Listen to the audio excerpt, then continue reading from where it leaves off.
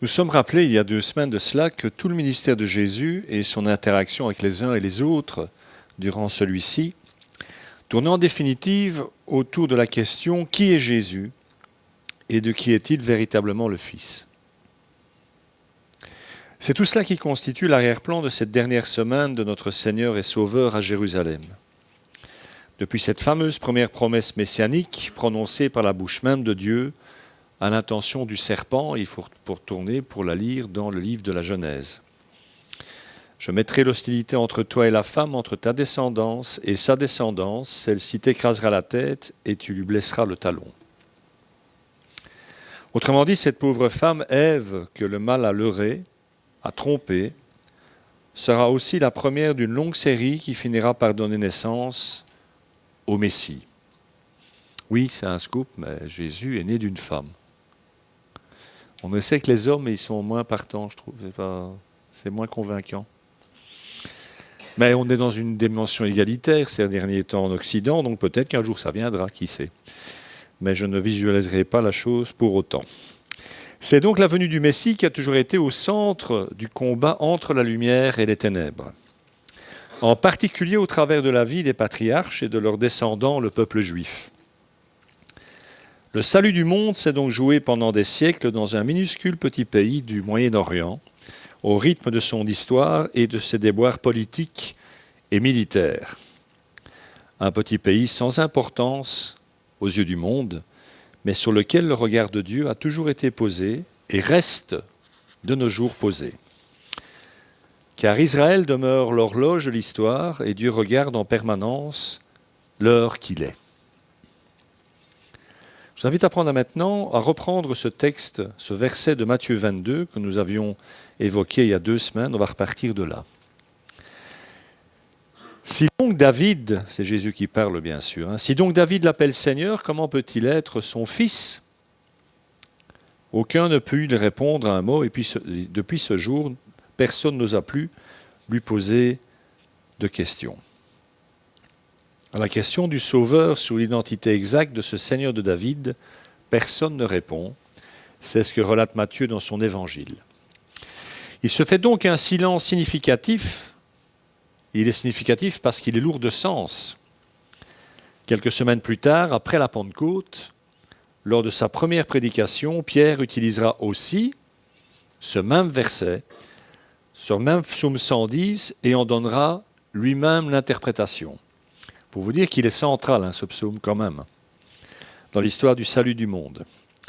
Mes frères, qu'il me soit permis de vous parler en toute franchise au sujet du patriarche David. Il est mort, il a été enseveli et son tombeau existe encore aujourd'hui parmi nous. Or, il était prophète et il savait que Dieu lui avait juré par serment de faire surgir le Messie, un de ses descendants, pour le faire asseoir sur son trône. C'est donc la résurrection du Christ qu'il a prévue et annoncé en disant qu'il ne serait pas abandonné au séjour des morts et que son corps ne connaîtrait pas la corruption ou la décomposition. C'est ce Jésus que Dieu a ressuscité. Nous en sommes tous témoins. Oui, je rappelle quand même que la prédication de l'Évangile au 1er siècle, ça ne repose pas sur une théologie d'abord, une doctrine, mais sur le témoignage de gens, d'hommes et de femmes qui ont vu Jésus ressuscité. Alors je sais bien que certains parleront d'hallucinations collectives, mais j'ai un scoop pour vous, ça n'existe pas en psychiatrie, les hallucinations collectives. Moi je peux être halluciné un moment, avoir une hallucination. Ce n'est pas toutes les semaines, c'est une chance. Mais que nous ayons tous la même hallucination en même temps, ça n'existe pas, pathologiquement parlant. Je referme ma petite parenthèse. Élevé à la droite de Dieu, il a reçu du Père le Saint-Esprit, qui avait été promis et il l'a déversé, comme vous le voyez et l'entendez maintenant. David, en effet, n'est pas monté au ciel, mais il dit lui-même, le Seigneur a dit à mon Seigneur, voilà le psaume 110, assieds-toi à ma droite jusqu'à ce que j'ai fait de tes ennemis ton marchepied. Que toute la communauté d'Israël sache donc avec certitude que Dieu a fait Seigneur et Messie, ce Jésus que vous avez crucifié. Il a peur, Pierre. C'est plus le même Pierre. La foule écoutait Jésus avec plaisir quand il parlait, quand il s'adressait en particulier aux enseignants de la loi de Moïse. Car la foule se réjouissait de voir ces mêmes enseignants pris au dépourvu, coincés dans leur réflexion théologique par Jésus. Cette disposition la rendait propre à recevoir le sévère avertissement que Jésus fait entendre concernant l'attitude des enseignants de la loi. Parce que cet avertissement est pour eux aussi. Ce serait trop facile de dire ce sont les enseignants, nos enseignants qui ont un problème, et nous sommes exempts de ce problème. Je vous invite à relire chez vous, parce que je sais que vous avez un peu de temps, tout le discours que Matthieu a relevé, en Matthieu 23, ce fameux discours de Jésus aux pharisiens, et que Matthieu seul conserve dans son évangile, où il les apostrophe directement, et de manière, me semble-t-il, terrible. Rappelez-vous, un pauvre de vous, pauvre pharisien, qui ceci, ceci, ceci, et c'est toute une longue liste que Jésus déballe. Mais cette liste doit nous interpeller à nous aussi. Ce que Jésus dit aux pharisiens, parce que nous sommes des gens croyants, nous intéresse au premier chef également. Marc et Luc, deux autres évangélistes, eux, n'en reproduisent que quelques paroles adressées au peuple, justement. Et c'était intéressant. Là où Matthieu met l'emphase sur les enseignants de la loi et les pharisiens, Marc et Luc mettent l'emphase, avec une partie du même discours, sur la foule, sur le peuple. Bien pour dire, vous souffrez potentiellement de la même chose. Faites attention. En fait, écoutez ce que je dis. Surtout. Pourquoi les évangélistes font un parallèle? Tout simplement parce que l'esprit qui peut animer des responsables d'église peut aussi animer des chrétiens, comme il animait des juifs religieux et un peuple qui n'était pas moins à l'époque de Jésus. Nous serions donc naïfs de penser qu'à l'époque et de nos jours, les responsables spirituels sont les seuls en danger de ne pas écouter Dieu parler. C'est bien de lire sa Bible, c'est bien d'écouter le sermon du pasteur le dimanche, c'est bien, pas dire le contraire. C'est mieux si vous en tenez compte dans vos vies quotidiennes et vous mettez en pratique ce que Dieu dit.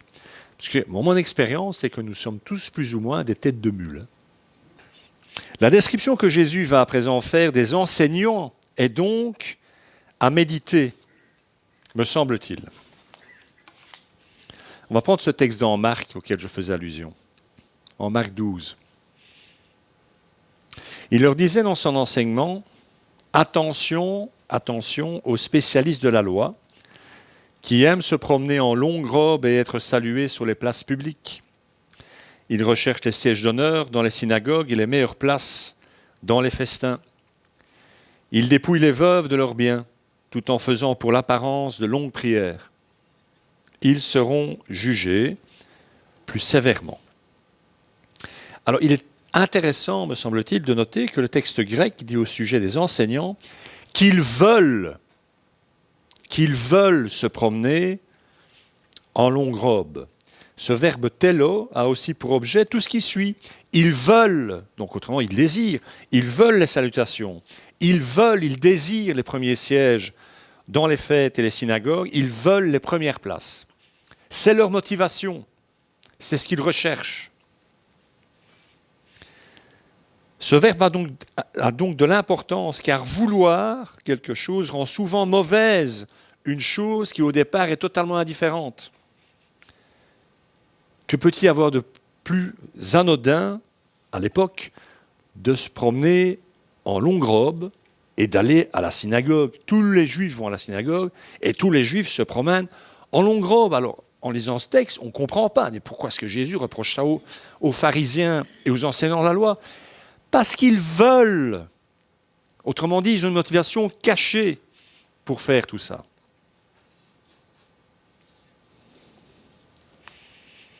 De nos jours également, il peut arriver que dans certaines églises, des responsables religieux soient parfois assis sur une estrade, plus haut que les autres, sur des sièges qui ressemblent à des trônes, je vous assure que c'est vrai, avec le danger que finalement certains d'entre eux finissent par aller au culte ou exercer leur ministère lors du culte, par exemple, pour être assis sur le trône en question. La volonté, donc ce que l'on veut, ce que l'on désire, est toujours du parti des affections bonnes ou mauvaises. On peut vouloir de très bonnes choses, bien sûr. mais on peut en vouloir de très mauvaises. Ces longues robes auxquelles tenaient tant les scribes, les enseignants, ces salutations, ces déférences qu'ils recherchaient sur les places publiques, étaient chez eux le signe certain de la vanité qu'ils tiraient de leur rang, de leur profession, de leur statut. Ça n'était plus un ministère au service des autres, mais un ministère à leur service unique à eux. En réfléchissant encore à ça ce matin, je me suis dit, et c'est sans jeter l'opprobre sur nos amis catholiques, mais comment peut-on être évêque, par exemple, sans parler du pape, mais comment peut-on être évêque ou cardinal et toute la journée durant se recevoir des monseigneurs à longueur de journée sans que votre cœur et votre âme en soient altérés? Comment voulez-vous être au service des autres, comme Jésus vous le demande, quand on vous sert du monseigneur à tour de bras? Franchement, moi je pense que ce n'est pas possible. Hein. Je pense que ça va être terriblement difficile pour ces hommes. Mais je peux me tromper, hein, bien sûr. Personne ne m'a jamais appelé monseigneur. Donc le fait qu'ils prétendaient, tous ces hommes, au premier siège dans les synagogues, aussi bien qu'aux premières places dans les festins, dénotait cet orgueil qui veut briller et dominer dans les cérémonies religieuses comme dans la vie civile. Vous avez remarqué que c'est même dans les rues qu'ils ont besoin d'adoration ou d'adulation, pas seulement dans les synagogues. Et comme si tout cela était en accord avec la pensée de Dieu, avec ce Messie présent parmi eux qui avouait ne pas avoir une pierre où poser sa tête. Évidemment, le contraste devait être saisissant. Hein. D'un côté, les robes brodées, les fastes, les grandes barques parfumées, et en face, Jésus, quoi. Les tifs pas lavés, la robe dégueulasse, les slashs complètement skatés par des kilomètres de marche à pied. Comment voulez-vous qu'ils puissent même imaginer un seul instant que ce gars soit visuellement leur Messie, quoi. Il devait forcément avoir une plus belle robe qu'eux pour l'être. Ne venez pas dimanche prochain en robe, s'il vous plaît. Enfin, je parle pour les messieurs, bien entendu. Hein. Quant aux longues prières, parce qu'il parle des longues prières, c'est intéressant ça quand même. Hein. Je ne suis pas né dans une famille chrétienne, mais croyez-moi, les longues prières, je sais ce que c'est. Les longues prières ne sont bien entendu pas un problème, sauf si elles dépassent les 10 minutes. Donc ces prières ne sont pas un problème, sauf si leur fonction est de démontrer combien on est spirituel et au-dessus du commun des mortels. C'est là qu'est le problème. Quand on prie, mes amis, je vous rappelez ça, mais je suppose que vous savez hein, depuis le temps, mais quand on prie, l'important est que notre disposition de cœur permette à Dieu d'écouter notre prière. Parce qu'on peut prier, dire des mots, énoncer des mots, et notre cœur est partout, sauf dans les mots qu'on prononce. Hein. Ce genre de prière, Dieu dit, mais c'est pas... Enfin, t'es pas avec moi quand tu me parles de ça, donc t'es ailleurs, t'es pas là. T'es pas dans les mots que tu es en train de prononcer. Je peux même pas te répondre parce qu'il n'y a pas de dialogue. Qui plus est, quand on s'écoute parler ou prier, et Jésus y fait référence dans le Sermon sur la montagne, il dit qu'on a déjà la réponse à sa prière. On n'a plus besoin de Dieu dans ce cas-là, puisque la réponse, c'est l'admiration des foules. Ah, qu'est-ce qui prie bien? Ça, c'est une phrase que je n'ai jamais compris. Oh, qu'est-ce qui prie bien? Ah bon, ça fait quoi? C'est les mots qui sont beaux, les phrases, les allitérations, les accords de participe. C'est quoi qui est beau? Une dernière scène nous est proposée par Marc avant que Jésus ne quitte les parvis du temple pour s'en retourner à Bethléem, à Béthanie, chez Marthe, Marie et Lazare, qui sont ses 3 amis. C'est là qu'il loge quand il est à Jérusalem. Cette scène, c'est celle d'une pauvre veuve venue déposer son obole dans un des troncs du temple. Alors, historiquement parlant, ça ne ressemblait pas tout à fait à ça, mais ce n'est pas grave, hein, je vais vous expliquer. Voilà le texte. Hein. Jésus était assis vis-à-vis du tronc et regardait comment la foule y mettait de l'argent. De nombreux riches mettaient beaucoup. Une pauvre veuve vint aussi, elle y mit 2 petites pièces, une toute petite somme. Alors Jésus appela ses disciples et leur dit, « Je vous le dis en vérité, cette pauvre veuve a donné plus que tous ceux qui ont mis dans le tronc. Car tous ont pris de leur superflu pour mettre dans le tronc, tandis qu'elle, elle a mis de son nécessaire, tout ce qu'elle possédait, tout ce qu'elle avait pour vivre. Il y avait 13, parmi des femmes là entourées, si vous ne savez pas, il y avait 13 troncs pour recueillir les offrandes des fidèles. C'est peut-être une idée que je vais finir par installer ici, moi, les troncs. C'est une bonne idée, les gros troncs, comme des filets de basket. Et ces troncs étaient situés dans le parvis des femmes, afin que tous, hommes comme femmes, puissent donner. Alors les femmes étaient mises à part, c'était des sous-humains à l'époque, dans la pensée juive. Le temple, la disposition des parvis, dénotait simplement le rapport aux choses qu'avaient les juifs par rapport aux différentes sections de la vie sociale de l'époque. Donc les femmes étaient en dessous des hommes, vous aurez compris, quoi. Mais par contre, quand il fallait donner, il fallait forcément qu'elles puissent le faire comme les hommes. Ah bah oui, ça n'aurait pas été drôle. Voilà pourquoi les troncs se trouvaient dans le parvis des femmes, pour que les femmes aussi puissent mettre leurs petites pièces. Au niveau de la rentabilité, ça n'aurait eu aucun sens de placer les troncs uniquement dans le parvis des hommes, parce que les femmes n'auraient pas pu donner. Ces 13 troncs étaient insérés dans un mur et portaient le nom de chauffard, ou trompette, ça veut dire trompette en hébreu, car leur forme faisait penser à cet instrument. La partie ouverte et évasée émergeait à fleur de mur afin que l'on puisse y glisser aisément les pièces. Cette trompette portait également une inscription quant à la destination de l'offrande, mais il faut savoir que tous les dons finissaient quand même au même endroit. Ça faisait 13 troncs et dans le même trou, dans le même coffre. Ça valait bien la peine. Donc vous donniez pour tel truc, et en fait les responsables du temple utilisaient votre pognon comme ils voulaient. Ce n'est pas le problème de faire confiance aux gens quant à l'utilisation de vos dons, mais vous pouvez leur mentir sur la destination des dons. Quand vous le dites, ah mais ça ira là. Et alors il faut que ça aille là. Vous voyez, c'est déjà pas... À Bruxelles, on dirait que c'est déjà un peu ski and scale. Le contraste entre cette pauvre veuve manquant du strict nécessaire et donnant tout ce qu'elle a, et les riches qui donnent beaucoup, mais uniquement de leur superflu, est saisissant, me semble-t-il. Ça l'est d'autant plus quand on sait que le temple était supposé prendre en charge financièrement les veuves nécessiteuses, et que cette aide devait venir des deniers du temple. Mais le temple ne s'occupait pas des veuves à l'époque. Le pire, et c'est ce que Jésus sait, lui, très bien, c'est que l'aide à apporter à cette veuve, y compris sa propre contribution, ce que la veuve donne, serait engloutie par le faste du temple lui-même. Ça servira en gros à en foutre plein les fouilles et à mettre des feuilles d'or partout sur des pierres, quoi.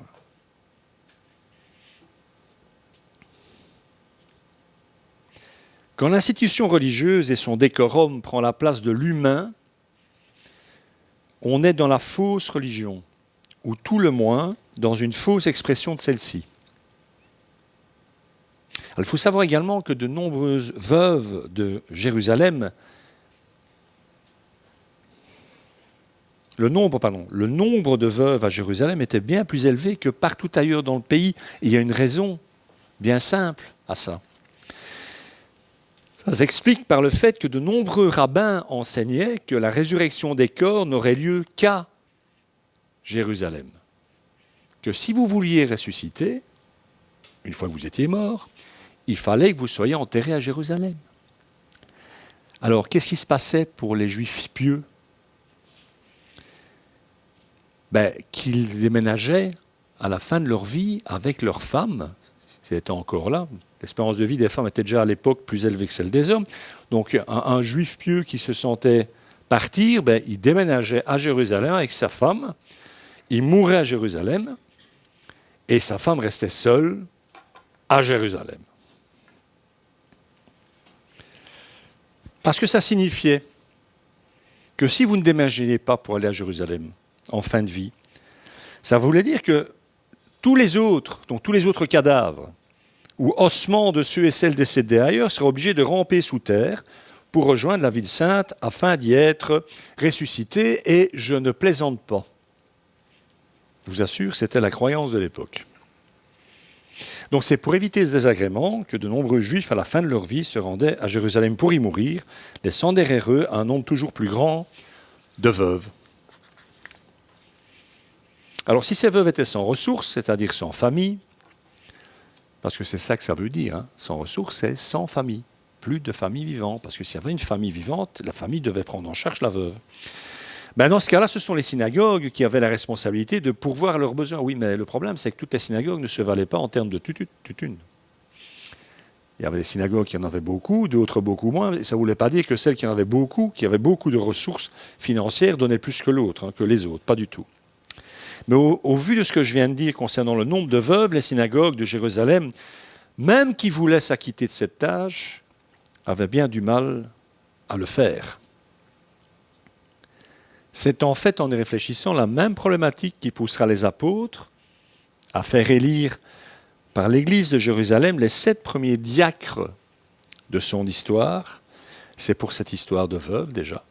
Certains s'estimaient lésés, elles recevaient moins que d'autres. Et qui poussera l'apôtre Paul à demander aux églises de venir en aide et de tenir une liste des veuves afin de pourvoir leurs besoins sous certaines conditions. Prendre en charge les veuves qui n'avaient plus aucune ressource. Ça, c'est l'Église qui devait les prendre en charge. Donc cette pauvre veuve ici, qui est un pléonasme, hein, présente dans le parvis des femmes ce jour-là, a donc donné tout ce qu'elle possédait pour vivre. C'est-à-dire vraiment pas grand-chose, hein, mais c'est énorme puisqu'elle n'a plus rien après. Alors certains ont considéré que cette attitude n'était pas raisonnable et qu'elle reflétait la mentalité religieuse de l'époque, tout faire extérieurement pour plaire à Dieu. Moi, j'ai peut-être un peu l'impression que ceux qui sont sur cette ligne théologique-là, ça leur donne une bonne excuse pour ne pas donner plus qu'ils ne veulent donner non plus.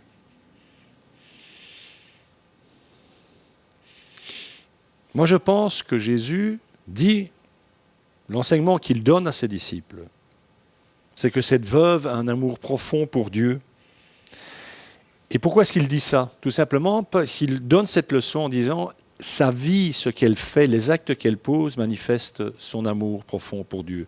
Elle donne tout ce qu'elle a, le peu qu'elle a, elle le donne à Dieu parce qu'elle sait qu'au bout du compte, c'est de toute façon Dieu qui prendra soin d'elle. Elle a la foi, elle a cette foi-là en Dieu. Donc c'est cette attitude absolue de foi que Jésus loue. De plus, elle sait que le cœur de Dieu est auprès des veuves. Hein. Tout l'Ancien Testament, et en particulier les livres prophétiques, l'affirment. Dieu attache énormément d'importance aux veuves et aux orphelins.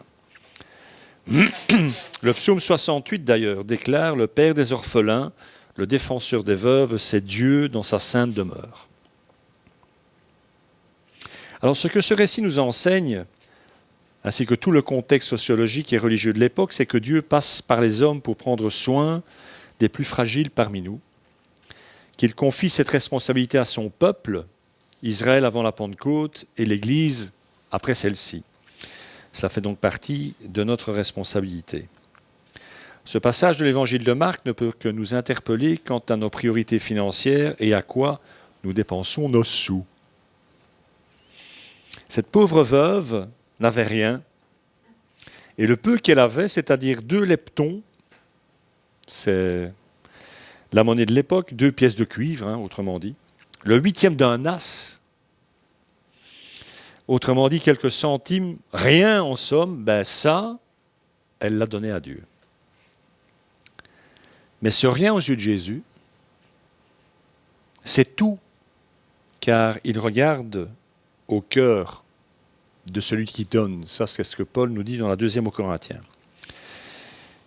On se rappellera aussi que l'un des reproches adressés aux enseignants de la loi, par Jésus est justement, et c'est Marc qui nous le dit, de dévorer les maisons des veuves.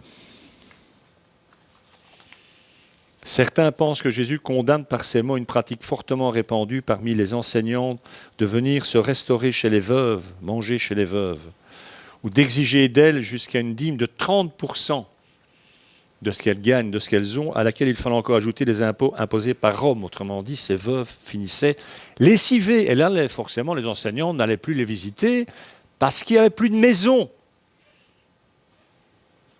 Leur maison était saisie. Certaines de ces veuves, donc, possédant leur habitation, en arrivaient donc parfois à devoir vendre leurs biens, si elles en avaient le temps, pour pouvoir nourrir les scribes.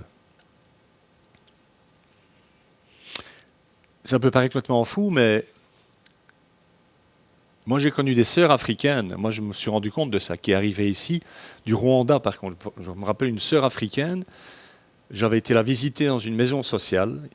On avait rendez-vous à 11h du matin. Elle n'avait pas grand-chose, à part le revenu d'intégration. Hein. Je suis arrivé chez elle à 11h du matin. Elle avait fait à manger pour 3 semaines. Il y avait des plats sur toute la table, parce que j'étais le pasteur et que je venais chez elle. Et c'était normal. En fait, elle avait claqué toute cette thune pour me faire à manger. Et je lui ai dit, mais tu ne dois pas faire... je ne suis pas venu pour manger. C'est gentil, mais tu ne dois pas faire ça. Vous voyez la culture. Donc, il ne faut pas croire que ça n'existe plus. Hein. Et certains pasteurs entretiennent ce genre de choses, évidemment. Hein. Régime, c'est important. Dans certains pays où il manque de tout, les seuls qui ont un bit de 3 mètres de long, ce sont les pasteurs. C'est problématique, mes amis, mais ça ne concerne que moi, bien entendu. C'est mon avis. Donc cette pratique de délester les pauvres du peu qu'ils ont sous couvert du religieux est encore bien présente dans de nombreuses cultures. Hein. Comme le dit Jésus, pour les enseignants de la loi, ils seront eux aussi jugés plus sévèrement. C'est d'ailleurs ce que Jacques dira aussi. Ne soyez pas trop nombreux à vouloir enseigner, mes frères, car ceux qui enseignent seront jugés plus sévèrement que les autres. Je pense que je vais m'amuser, moi, quand je serai devant Jésus. Hein. Il m'aura dit, qu'est-ce que tu as pu débiter comme un œil? Et donc vous, quand vous passerez devant Jésus, il dira, mais qu'est-ce que vous avez pu croire comme un œil? Et on sera de nouveau dans la même maison. Oh non.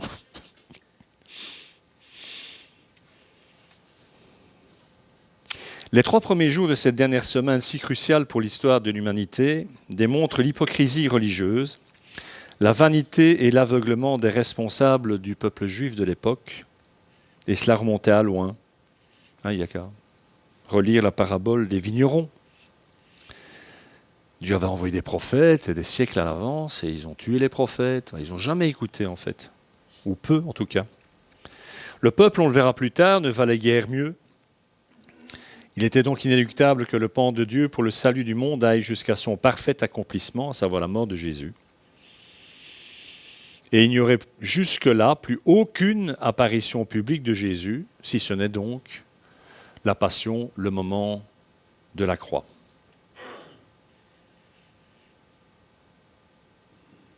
On a beau se dire que tout ça a été prévu dès la fondation du monde, je ne peux jamais m'empêcher, quand je lis ces textes de l'Évangile, de me dire quel drame, quel dommage.